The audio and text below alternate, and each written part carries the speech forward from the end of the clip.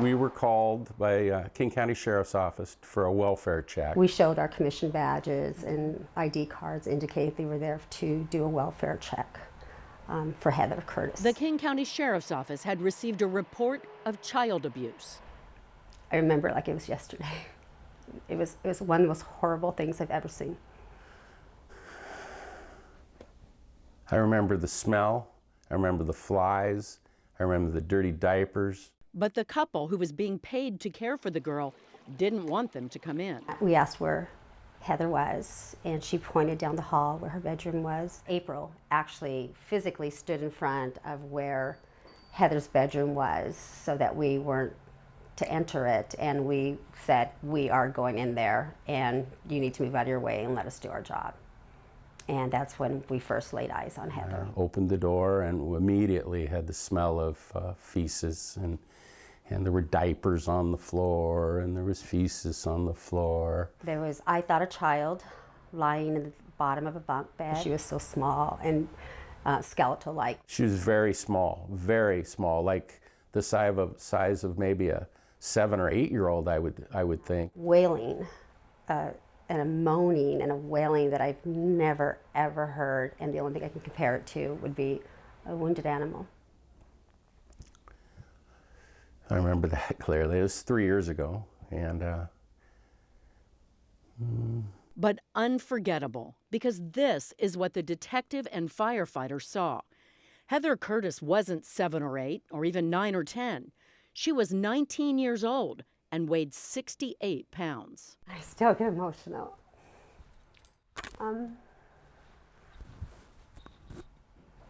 Excuse me. I wasn't prepared to see that. Heather was helpless, blind, quadriplegic with cerebral palsy. It's hard to even make her out amid all of the garbage in her bedroom. we all thought that this was the worst case of neglect we'd seen on a person that was still alive. Heather was 10 when her caregiver died, and Jeff and April Henderson took her in.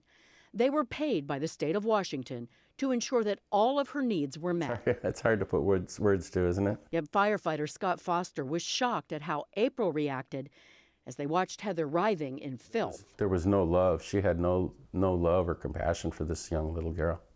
She was only mad because the child had taken the diaper off. The neglect went back years. State records show the Hendersons took over Heather's care in 2003, and almost immediately complaints of negligent treatment began flooding in. In 2004, teachers complained Heather's coming to school without a coat. She isn't being bathed. She has bad sores. She smells of urine and feces. In 2005, complaints she has bed sores and smells. In 2009, she's chronically dirty, crying, missing hair. Her bottom is crusted with old feces. The Hendersons start keeping her home, and finally, by June 2010, take Heather out of school altogether. Records show that over the next couple of years, social workers visit, but they always give advance notice and never go into Heather's room. A red flag would be when someone is brought out to one room when you're there to check on her. I want to see where this person lives, where they sleep. It's not until Children's Hospital sees Heather in October 2012 that the state launches a full investigation into neglect. A week later, they send in police. So what picture do these documents paint? Horrific neglect. Ian Bauer and David Moody were hired by Heather's new guardian to look into suing the state of Washington for handing over Heather to the Hendersons without checking them out or keeping tabs on them. They don't require or force them to go through any training. They don't make sure that they're even capable of caring for Heather.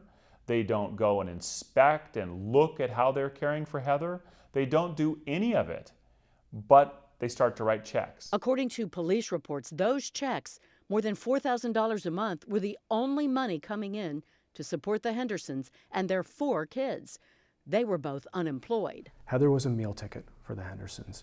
No one should ever treat another human being the way that they treated Heather. According to court documents, when police found Heather emaciated and living in filth, Jeff Henderson weighed 500 pounds, and the family had plenty of nice belongings. I was quite surprised. There was a big screen TV, there was laptops, and then I noticed a reptile collection. An extensive collection of reptiles and spiders that were well cared for. Heather was living in absolute squalor while the Hendersons were living a good life. DSHS was subsidizing the Hendersons' lifestyle. None of the money was going for Heather. After all of that, the Hendersons cut a deal.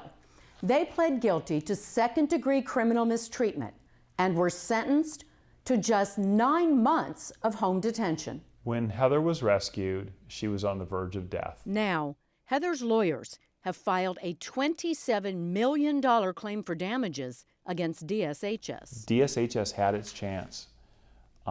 They had its chance with her, and now we're asking the DSHS pay for private care for Heather for all her needs for the remainder of her life. Her care will be extensive.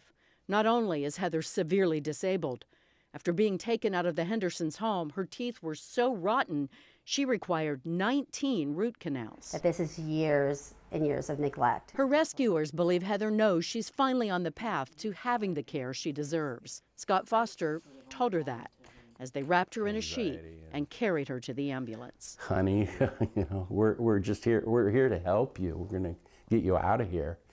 And she smiled at me, and